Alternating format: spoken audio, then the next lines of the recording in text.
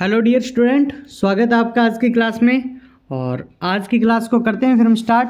हमने पिछली क्लास में जो चैप्टर स्टार्ट किया था, अध्याय नंबर 12 नगर पालिका की शक्तियां और अपराध, धारा 200 से लेकर 297, ठीक है, जिसमें हम 14 क्वेश्चन पढ़ चुके थे। और आज 15 नंबर का जो क्वेश्चन है, ये 15 नंबर का क्वेश्चन है, यहाँ से स्टार्ट करते हैं। तो आज की क्लास का हमारा फर्स्ट क्वेश्चन क्या है? आज की क्लास का फर्स्ट क्वेश्चन है, कौन सी धारा के अधीन रहते हुए ठोस अपशिष्टों का प्रबंध व हैंडलिंग को विनियमित, प्रसंस्कृत, भंडारण आदि किया जाता है। यानी आपको बताता है कि कौन सी धारा के अधीन रहते हुए हम ठोस अपशिष्टों का प्रबंध व हैंडलिंग को विनियमित करना, प्रसंस्करण, भंडारण आदि कर सकते हैं, ये आपको बताना है। तो कौन सी धारा के अनुसार कर सकते हैं, तो ये याद रखना, इसका राइट आंसर होगा धारा 4, ठीक है ना। धारा 4 के तहत हम कर सकते हैं।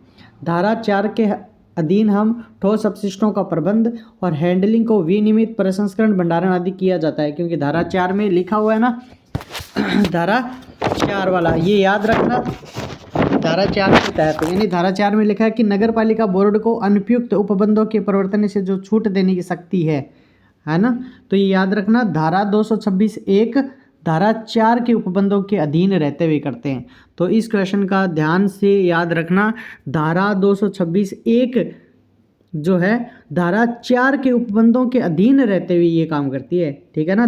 धारा 4 के उपबंधों के अधीन रहते हुए एक सारे काम करती है, इसलिए इसका राइट आंसर होगा वो धारा 4 होगा। ये सभी को याद रखना आपको, ठीक है ना। तो कौन सी धारा के अधीन रहते हुए ठोस अपशिष्टों का प्रबंध व हैंडलिंग को विनियमित, प्रसंस्करण, भंडारण आदि किया जा सकता है? धारा 4 के तहत कर सकते हैं। चलते हैं फिर आज की क्लास के नेक्स्ट क्वेश्चन की तरफ। नेक्स्ट क्वेश्चन हमारा है, नगर पालिका ठोस अपशिष्ट संग्रहण के लिए कौन सी विधि का प्रयोग करती है? ये आपको बताना है। नगर पालिका है वो ठोस अपशिष्ट के संग्रहण के लिए कौन कौन सी विधि का उपयोग करती है। यानी एक तो आपकी जो नगर पालिका होती है, एक तो विधि अपनाती है सामुदायिक संग्रहण की, है ना। सामुदायिक संग्रहण का मतलब होता है जहाँ पर एक कोई मोहल्ला है या वार्ड है, वो एक पूरा वार्ड, एक मोहल्ला एक ही जगह कचरा डाले और वहाँ से उठाए, उसको तो बोलते हैं हम सामुदायिक संग्रहण। मतलब सारे एक जगह डाल रहे हैं, है ना, और वहाँ से कचरा उठाते हैं, वो हो गया सामुदायिक संग्रहण। तो नगर पालिका वहाँ से भी कचरा उठाती है, ये बात सही है, सामुदायिक संग्रहण। दूसरा, घर घर से कचरा संग्रहण। बिल्कुल आपने देखा होगा कि नगर पालिका क्षेत्र है, उसके अंदर एक ट्रॉली आती है जो घर घर से कचरा उठाती है ना। तो एक ये विधि भी अपनाती है कि घर घर से कचरा संग्रहण, ठीक है। तो इसका फिर सी ऑप्शन, ए व बी दोनों बिल्कुल सही बात है। इसका जो राइट आंसर हो गया वो ए व बी दोनों हो जाएगा। राइट आंसर क्या हो जाएगा? ए व बी दोनों। यानी नगर पालिका जो है वो ठोस अपशिष्ट का संग्रहण है, वो सामुदायिक संग्रहण कर सकती है और घर घर से कचरा संग्रहण भी कर सकती है, ठीक है। तो फिर चलते हैं नेक्स्ट क्वेश्चन की तरफ। अपना नेक्स्ट क्वेश्चन है कि धारा 233 के तहत मार्गों को गंदा करने, ठोस अपशिष्ट जमा करने, फेंकने पर दंड का प्रावधान कितना है? ये आपको बताना है कि धारा 233 के अधीन, धारा 233 के तहत मार्गों को गंदा कर रहे हैं, ठोस अपशिष्ट जमा कर रहे हैं और फेंकने पर दंड का प्रावधान कितना है? तो कितना प्रावधान है धारा 233 के तहत?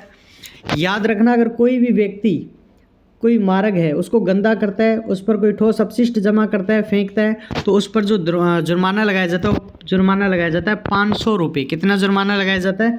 उस पर जुर्माना लगाया जाता है 500 रुपये। और इस बात का उल्लेख कौन सी धारा में है? धारा 233 में है, ठीक है ना। धारा 233 में लिखा हुआ है, और जो जुर्माना लगाया जाता है वो कितना लगाया जाता है? 500 रुपये जुर्माना लगाया जाता है। चलते हैं फिर अपने अगले क्वेश्चन की तरफ। अगला क्वेश्चन क्या है?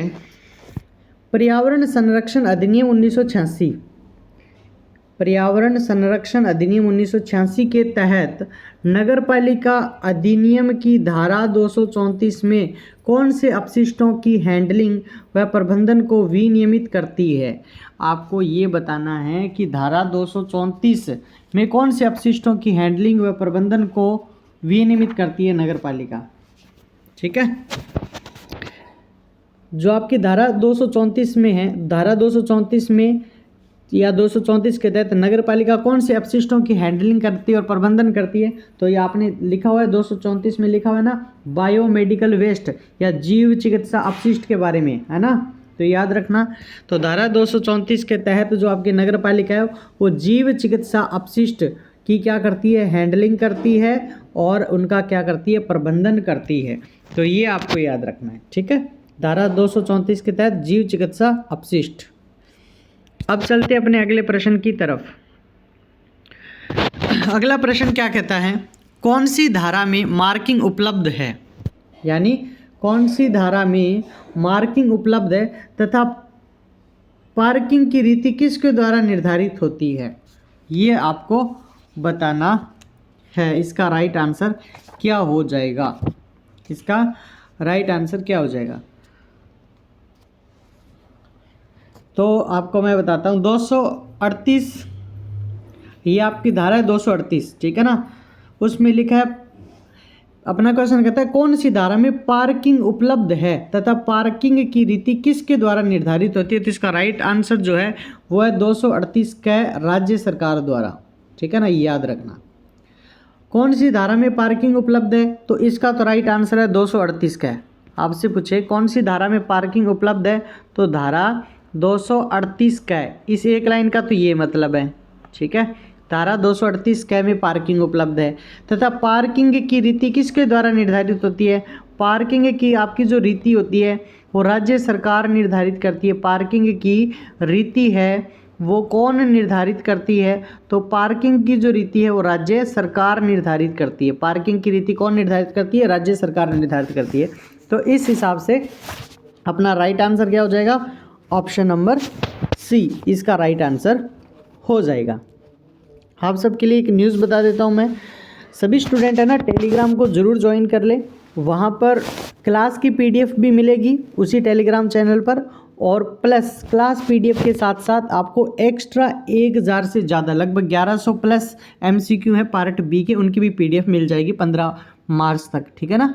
तो याद रखें, और जितनी आप क्लास लगा रहे हो ये क्लास में भी हम जितने मोस्ट इंपॉर्टेंट क्वेश्चन हैं उनकी भी प्रैक्टिस कर रहे हैं, और किस क्लास में प्रैक्टिस हो जाएगी, कुछ टेलीग्राम पर आपको पीडीएफ मिल जाएगी 1100 प्लस एमसीक्यू की, वो ज़रूर डाउनलोड कर लें, ठीक है। 15 मार्च तक वो सारी आ जाएगी, तो ये भी आपको ध्यान रखना है, ठीक है। तो टेलीग्राम पर आपको 2 तरह की पीडीएफ मिलेगी, एक तो क्लास पीडीएफ मिलेगी जो मैं यूट्यूब पे पढ़ाता हूँ, वो भी पीडीएफ मिलेगी वहाँ पर, और साथ में हमारी जो एक्स्ट्रा पीडीएफ है 1000 एमसीक्यू की वो भी मिलने वाली है, ठीक है। तो आप जितनी हो सके उतनी प्रैक्टिस करें ओल्ड क्वेश्चन की। चलते हैं फिर अपने नेक्स्ट क्वेश्चन की तरफ। नेक्स्ट क्वेश्चन क्या है कि कितने वर्ग के भूखंड पर वर्षा जल संग्रहण प्रणाली स्थापित करना अनिवार्य है? ये आपको बताना है कि कितने वर्ग के भूखंड पर वर्षा जल संग्रहण प्रणाली स्थापित करना अनिवार्य है। तो बताइए इसका राइट आंसर क्या हो जाएगा? इसका राइट आंसर क्या हो जाएगा? पहली बात तो ध्यान दें, जो वर्षा जल संग्रहण प्रणाली है ना, जो आपकी वर्षा जल संग्रहण प्रणाली है, इसका उल्लेख कौन सी धारा में है? पहली बात तो इसका उल्लेख कौन सी धारा में? इसका जो उल्लेख है वो धारा 238 में है। इसका उल्लेख कौन सी धारा में है? इसका उल्लेख 238 में है। वर्षा जल संग्रहण प्रणाली का उल्लेख कौन सी धारा में है? धारा 238 में। और कितने वर्ग के भूखंड पर जल संग्रहण प्रणाली स्थापित कर सकते हैं? 300 वर्ग मीटर से अधिक। जो 300 वर्ग मीटर, ठीक है ना, 300 वर्ग मीटर जो आपका है, 300 वर्ग मीटर जो आपका क्षेत्र है उस पर कर सकते हैं, ठीक है ना। ये चीज़ भी आपको याद रखना है, 300 वर्ग मीटर से अधिक का जो क्षेत्र है वहाँ हम जल संग्रहण प्रणाली कर सकते हैं। कितने मीटर का? 300 वर्ग मीटर। तो इसका भी मैं लिख देता हूँ यहाँ, कितना होना चाहिए? 300 वर्ग मीटर यानी मीटर स्क्वायर। तो 300 वर्ग मीटर से ज़्यादा का कोई भवन है वहाँ पर हम क्या वर्षा जल प्रणाली स्थापित कर सकते हैं। तो इस हिसाब से इसका राइट आंसर हो जाएगा ऑप्शन नंबर ए। इसका राइट आंसर क्या हो जाएगा? ऑप्शन नंबर ए इसका राइट आंसर हो जाएगा। ठीक है, 300 वर्ग मीटर से अधिक पर कर सकते हैं, और इसका उल्लेख जो है वो धारा 238 के अंदर है। ठीक है, अब चलते हैं अपने नेक्स्ट क्वेश्चन की तरफ। अपना नेक्स्ट क्वेश्चन क्या है? नेक्स्ट क्वेश्चन है, धारा 194 के तहत भवन निर्माण से संबंधित अनुज्ञा कौन सी शर्तों के बिना अपूर्ण है? धारा 194 के तहत भवन निर्माण से संबंधित अनुज्ञा कौन सी शर्तों के बिना अपूर्ण है? यानी धारा 194 के तहत भवन निर्माण से संबंधित जो आज्ञा है वो कौन सी शर्तों के बिना अपूर्ण है, आपको ये बताना है। ठीक है, आपको ये बताना है कौन सी शर्तों के बिना अपूर्ण है। तो इसका राइट आंसर हो जाएगा, पहली बात तो कि वर्षा जल संग्रहण का उपबंध हो। ठीक है, धारा 238 एक आप वर्षा जल संग्रहण का उपलब्ध होना चाहिए, यानी आपके पास दो शर्त होनी चाहिए। आपके पास धारा 194 के तहत भवन निर्माण से संबंधित अनुज्ञा कौन सी शर्तों के बिना अपूर्ण है, मतलब आप भवन निर्माण करें तो वहाँ आपके पास दो चीज़ों की क्या होनी चाहिए, परमिशन होनी चाहिए। पहली, वर्षा जल संग्रहण का उपबंध हो। क्या होना चाहिए? जो वर्षा जल संग्रहण है, वर्षा जल संग्रहण, जो आपका वर्षा जल संग्रहण है, वर्षा जल संग्रहण, इसका उपबंध हो। ये धारा 238 में लिखा है, वर्षा जल संग्रहण का क्या होना चाहिए, उपबंध होना चाहिए। पहली कंडीशन समझ में आ गई? ठीक है। दूसरी, पार्किंग स्थानों का उपबंध हो। ठीक है, दूसरी कंडीशन क्या है? पार्किंग जो स्थान है, पार्किंग स्थान है उनका उपबंध हो। पार्किंग स्थान जो है उनका उपबंध हो, पार्किंग स्थानों का भी उपबंध हो, ये है। तो ये दो चीज़ आपके पास होनी चाहिए, पार्किंग स्थान जो धारा 238 का है। तो इस हिसाब से इसका राइट आंसर हो जाएगा ऑप्शन नंबर बी। ठीक है, तो एक तो आपके पास वर्षा जल संग्रहण का उपबंध हो धारा 238 के तहत, दूसरा पार्किंग स्थान का उपबंध हो 238 के अनुसार। तो राइट आंसर है इसका ऑप्शन नंबर बी हो जाएगा। ठीक है, तो 21 का बी इसका राइट आंसर हो जाएगा। ठीक है, चलें अपने अगले प्रश्न की तरफ। आपको क्लास कैसी लगती है कमेंट करके ज़रूर बताया करो, और है ना क्लास को ज़्यादा से ज़्यादा शेयर करो, क्लास को ज़्यादा से ज़्यादा बच्चों के साथ शेयर किया करो। और अपने यूट्यूब चैनल पर मैं क्वेश्चन भी पिन करता रहता हूँ, तो उन क्वेश्चन को आप ज़रूर अटेंड किया करो। ठीक है ना। अगला नेक्स्ट क्वेश्चन क्या कहता है कि नगर पालिका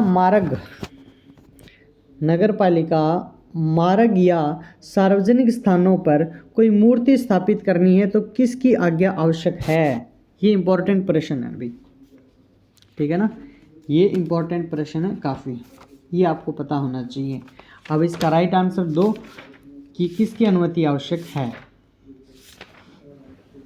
मूर्तियों की स्थापना, कोई नगर पालिका मार्ग है या फिर कोई सार्वजनिक स्थान है, वहाँ पर कोई मूर्ति स्थापित करनी है तो किसकी आज्ञा आवश्यक है, हमें किसकी आज्ञा लेनी पड़ेगी, ये आपको बताना है। हमें किसकी आज्ञा लेनी पड़ेगी। तो इसका राइट आंसर जो हो जाएगा ना वो हो गया राज्य सरकार। ठीक है, क्या राइट आंसर हो जाएगा इसका राइट आंसर है राज्य सरकार। तो नगर पालिका मार्ग या सार्वजनिक स्थानों पर कोई मूर्ति स्थापित करनी है तो हमें राज्य सरकार से परमिशन लेनी होगी। किससे परमिशन लेनी होगी? राज्य सरकार से। ये बात धारा 241 में लिखी है, याद रखना। धारा 241 में क्या लिखा है? मूर्तियों की स्थापना, नगर पालिका मार्ग है या सार्वजनिक स्थानों पर कोई मूर्ति स्थापित करनी है तो इसका उल्लेख कौन सी धारा में है? तो इसका उल्लेख कौन सी धारा में है? तो धारा 241 के अंदर इसका क्या है? उल्लेख है। और परमिशन किससे लेनी पड़ेगी? राज्य सरकार से। ठीक है, और इसी के साथ एक बात और याद रखना, अगर कोई व्यक्ति इस मूर्ति का क्या करता है, इस मूर्ति को नष्ट करता है, उसको विकृत करता है, तो उस पर साधारण कारावास है 2 माह से 6 माह है। तो कारावास कितना है? तो उस व्यक्ति पर कारावास भी लगाया जा सकता है 2 माह से लेकर के 2 माह से 6 माह है। 2 माह से लेकर के 2 माह से 6 माह तक उस व्यक्ति पर कारावास भी लगाया जा सकता है। और 25,000 से 50,000 रुपये तक जुर्माना लगाया जा सकता है। जुर्माना कितना लगेगा ये भी याद रखना, 25,000। 25 के लिखा है ना, के का मतलब 1000, 25,000 से लेकर के 50,000 तक है। 25,000 से लेकर के 50 के का मतलब 1000 होता है। 25,000 से 50,000 रुपये तक जुर्माना लगेगा। 2 माह से 6 माह कारावास होगा। इसका वर्णन धारा 241 में है। राज्य सरकार से परमिशन लेनी पड़ेगी। पूरा क्वेश्चन ही सॉल्व कर दिया। अब कहीं से भी प्रश्न आए आप कर दोगे, ठीक है। अब चले अपने नेक्स्ट क्वेश्चन की तरफ। अगला नेक्स्ट क्वेश्चन क्या कहता है अपना, नगर पालिका मार्ग में स्थित नालियों पर सीढ़ियों को छोड़ अन्य निर्माण कार्य करता है तो जुर्माना कितना है, ये आपको बताना है। ये आपको बताना है, ठीक है। कितना जुर्माना लगता है, कितना जुर्माना लगेगा। सार्वजनिक भूमि पर अतिक्रमण कोई करता है तो इसका राइट आंसर क्या होना चाहिए। इसका राइट आंसर क्या होना चाहिए, तो मैं इसका राइट आंसर बता दिया मैंने। आपको याद रखना कि नगरपालिका मार्ग में स्थित नालियों पर सीढ़ियों को छोड़ अन्य निर्माण कार्य करता है तो जुर्माना। तो पहली बात तो इसका वर्णन है ना, इसका वर्णन धारा 245 में है। इसका वर्णन जो है वो कौन सी धारा में है, इसका वर्णन धारा 245 में है। पहली बात तो ये याद रखनी है। और उस व्यक्ति पर 3 माह से लेकर के 3 वर्ष तक कारावास हो सकता है। कोई व्यक्ति ऐसा काम करता है तो 3 माह से लेकर के 3 वर्ष, 3 माह से लेकर के 3 वर्ष तक कारावास होगा, ठीक है। 3 माह से 3 वर्ष तक कारावास होगा और 30,000 से 50,000 रुपये जुर्माना होगा। और 30,000 से लेकर के 50,000 30,000 से लेकर के 50,000 रुपये जुर्माना होगा। ये इंपॉर्टेंट क्वेश्चन है, याद रखना। यानी हमारे घर के आगे जो नालियाँ होती है नगरपालिका के अंदर, नगरपालिका क्षेत्र के अंदर हमारे घर के आगे नालियाँ हैं, वहाँ सीढ़ियाँ बना सकते हैं और कोई निर्माण कार्य नहीं कर सकते। अगर हम और कोई निर्माण कार्य करते हैं ना तो याद रखना हमारे 3 माह से 3 वर्ष तक का कारावास हो सकता है, साधारण कारावास, ठीक है ना। 30,000 से 50,000 रुपये जुर्माना लग सकता है। और इस बात का वर्णन धारा 245 में किया गया है। यानी इस हिसाब से इसका राइट आंसर जो हो जाएगा ऑप्शन नंबर ए हो जाएगा, ठीक है। 3 वर्ष कारावास और 30,000 से लेकर के 50,000 रुपये जुर्माना। राय समझ में आ गया, ठीक। चलें फिर अपने अगले क्वेश्चन की तरफ। अगला क्वेश्चन क्या कहता है, धारा 245 के तहत यदि नगरपालिका कर्मचारी अतिक्रमण में भागीदार हो तो, धारा 245 के तहत यदि नगरपालिका का कोई कर्मचारी है वो अतिक्रमण में भागीदार है तो ये बताना है आपका। यानी कि नगरपालिका का कोई कर्मचारी है, वो अतिक्रमण हो रहा है कहीं, मतलब अतिक्रमण हो गया जगह का, और अतिक्रमण में वो व्यक्ति शामिल है तो उस पर कितना जुर्माना लगेगा, ये आपको बताना है। कोई अतिक्रमण कर रहा है किसी जगह का, तो और अतिक्रमण में वो व्यक्ति शामिल है, ठीक है। तो अतिक्रमण में कितना कुछ जुर्माना लगता है ये आपको बताना है। कितना जुर्माना लगता है अतिक्रमण पर, तो ध्यान दें, नगरपालिका कर्मचारी अतिक्रमण करवाता है तो उस पर कितना जुर्माना लगता है, इस बात का उल्लेख किस में है, कौन सी धारा में है। अब आपको याद रखना, अगर कोई कर्मचारी, नगरपालिका का कर्मचारी अतिक्रमण करवाता है तो उस पर 3 माह से 3 वर्ष तक कारावास है, ठीक है। सेम वही कंडीशन है, 3 माह से 3 वर्ष, 3 माह से 3 वर्ष तक क्या है, कारावास है। 3 माह से 3 वर्ष तक कारावास है और 30,000 रुपये जुर्माना, 30,000 रुपये जुर्माना है आपका, 30,000 रुपये जुर्माना है, ठीक है। तो इस हिसाब से 3,000 रुपये जुर्माना 3 वर्ष, यानी ये ऑप्शन गलत है, ये ऑप्शन गलत है। आपको ध्यान रखना है, आपको क्या याद रखना है, आपको याद रखना है कि नगरपालिका का कोई कर्मचारी अतिक्रमण करवाता है तो उस व्यक्ति पर कितना लगता है, ध्यान रखना, 30,000 रुपये जुर्माना लगता है और 3 माह से 3 वर्ष तक कारावास। इसका राइट आंसर ये हो जाएगा, बल्कि इसमें ऑप्शन सही नहीं है, इसलिए मैंने सही, इसमें क्या करें, ऑप्शन गलत है। तो याद रखना 30,000 रुपये जुर्माना लगेगा, 3 माह से 3 वर्ष कारावास, ठीक है। आया समझ में। चले अपने नेक्स्ट क्वेश्चन की तरफ। और नेक्स्ट क्वेश्चन क्या कहता है, नेक्स्ट क्वेश्चन है आपका ये रहा, धारा 248 के तहत नगर पालिका पशु पक्षियों का अभिग्रहण करती है तो, ठीक है, क्या कहता है, धारा 248 के तहत नगर पालिका पशु पक्षियों का अभिग्रहण करती है तो, अब ऑप्शन पढ़ो। पहला ऑप्शन क्या कहता है, पहला ऑप्शन कहता है कि पशुओं को पकड़कर निर्दिष्ट स्थान पर रखवाएगी तथा नीलामी द्वारा खर्चे वसूलेगी। ये बातें लिखी है क्या, ये यानी इसमें से आपको राइट आंसर बताना है क्या लिखा है। धारा 248 के तहत क्या क्या बातें लिखी हुई है, ये बात सही है क्या? बिल्कुल सही है।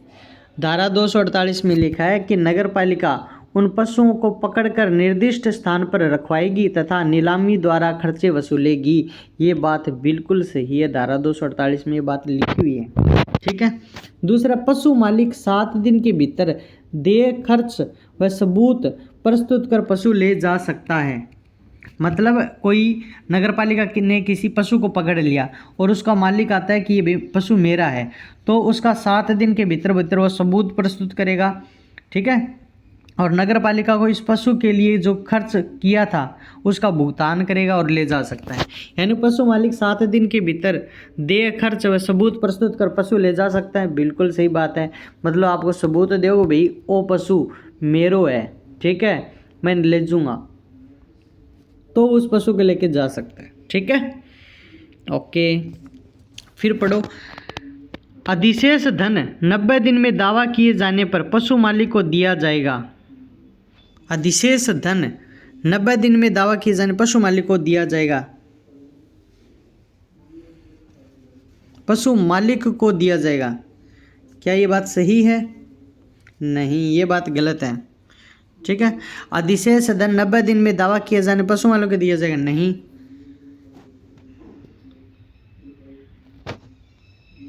ठीक है। यानी इसमें ये आप लिखा हुआ है कि जो स्वामी जोगा विक्रय की तारीख से 90 दिन के भीतर कोई दावा नहीं करता है तो अधिशेष धन नगर पालिका निधि में जमा करवा दिया जाएगा। ये बात याद रखना, ठीक है ना, ये बात आप याद रखना। तो ये बात ऑप्शन नंबर इसमें सी थोड़ा गलत है, ठीक है ना, सी गलत है, याद रखना भाई, सी गलत है, ठीक है। तो सी गलत हो गया, ऊपर वाले दो सही हैं, ठीक है। चलें फिर अपने अगले प्रश्न की तरफ। अगला क्वेश्चन क्या कहता है, सार्वजनिक भूमि पर रेत मिट्टी अन्य सामग्री हटाता है तो जुर्माना। सार्वजनिक भूमि पर रेत मिट्टी अन्य सामग्री हटाता है तो जुर्माना। ये आपको बताना है, ये आपको जुर्माना कितना लगेगा। तो बिल्कुल जुर्माना 30,000 से 50,000 रुपये जुर्माना लगता है। अगर कोई सार्वजनिक स्थानों से मिट्टी रेत या अन्य सामग्री हटाता है तो पहली बात तो उस पर 30,000 रुपये से 50,000 रुपये जुर्माना लगता है। 30,000 से लेकर के 50,000 रुपये जुर्माना लगता है। कितना लगता है? 30,000 रुपये से 50,000 जुर्माना लगेगा, ठीक है। 30,000 रुपये से लेकर के 30,000 रुपये से लेकर के 30,000 रुपये से लेकर के 50,000 रुपये तक तो जुर्माना लगेगा। पहली कंडीशन तो ये याद रखनी है। ओके सर, 30,000 से 50,000 रुपये जुर्माना और 2 माह से 6 माह कारावास, ठीक है। और 2 माह से यानी 2 माह से 6 माह कारावास, 2 माह से लेकर के 6 माह तक क्या कहे कारावास भी लगेगा। ये माह कारावास। तो इसका राइट आंसर, तो राइट आंसर क्या हो जाएगा? देखो इसमें राइट आंसर यही है ना कि 2 से 6 माह की सज़ा, बिल्कुल। फिर लिखा 2 से 6 माह की सज़ा, हाँ 2 माह से 6 माह तक सज़ा होगी और 30,000 से 50,000 रुपये तक जुर्माना लगेगा। यानी ऑप्शन नंबर 1 व 2 दोनों सही हैं, ठीक है। चले फिर नेक्स्ट क्वेश्चन की तरफ। नेक्स्ट क्वेश्चन क्या कहता है, राजस्थान नगरपालिका अधिनियम के अधीन जारी किसी सार्वजनिक नोटिस या आदेश की अवहेलना पर जुर्माना देय होगा। यानी राजस्थान नगरपालिका अधिनियम के अधीन जारी किसी सार्वजनिक नोटिस या आदेश की अवहेलना पर जुर्माना कितना लगेगा, ये आपको बताना है। कितना जुर्माना लगेगा, ये जुर्माना कितना लगता है वो बताना है। किसी सार्वजनिक नोटिस की अवहेलना करते हैं तो सार्वजनिक नोटिस की अवहेलना करते हैं ना तो हमारे लगता है 2000 से लेकर के 5000 रुपये जुर्माना। सार्वजनिक नोटिस की हम अवहेलना करते हैं तो 2000 से 5000 रुपये तक जुर्माना लगता है। अगर ये अपराध हम जारी रखते हैं, ये अपराध हम जारी रखते हैं तो 50 से 100 रुपये 50 से 100 रुपये प्रतिदिन के हिसाब से जुर्माना और लगता है। ठीक है, 50 से 100 रुपये जुर्माना फिर प्रतिदिन और लगता है। ठीक है, ये बात आपको याद रखनी है।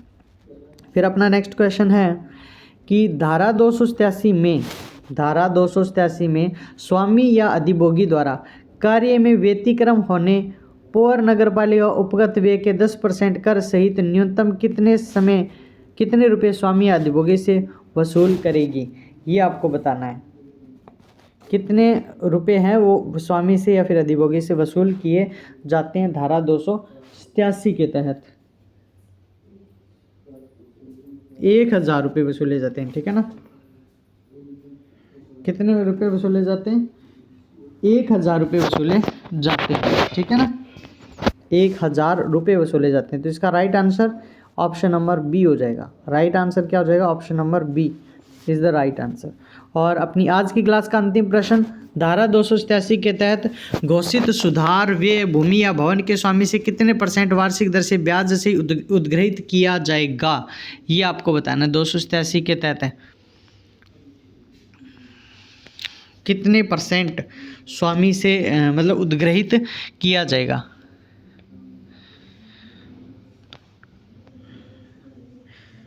दस 10%, 8%, 15%। तो इसका राइट आंसर है वो 15% है। ठीक है ना, 15%। ये पढ़ लेना, इजी सा प्रश्न था। धारा 287 के तहत घोषित सुधार व्यय भूमि या भवन के स्वामी से कितने % वार्षिक दर से ब्याज सहित उद्ग्रहित किया जाएगा, तो 15%। ठीक है, और ये अपनी आज की क्लास का अंतिम प्रश्न था। आज की क्लास आपको कैसी लगी ये कमेंट करके ज़रूर बताना है। आज की क्लास आपको कैसी लगी कमेंट करके ज़रूर बताना, और इस क्लास को ज़्यादा से ज़्यादा अपने फ्रेंड सर्कल में शेयर करना है, और चैनल को सब्सक्राइब जरूर कर लेना। ठीक है, जिस दिन आपका एग्ज़ाम होगा उस दिन आप बताएंगे किस क्लास से कितने क्वेश्चन आपके एग्ज़ाम में आए हुए, और टेलीग्राम चैनल ज़रूर ज्वाइन कर लेना। ठीक है ना, और कल फिर मिलते हैं एक नई क्लास में। अब क्लास जो होगी अपनी रेगुलर लिया करेंगे, और टेलीग्राम पे ज़रूर PDF आ रही हैं उनको और ज़रूर पढ़ लेना। ठीक है, तो कल फिर मिलते हैं एक नई क्लास के साथ। तब तक के लिए टेक केयर, बाय।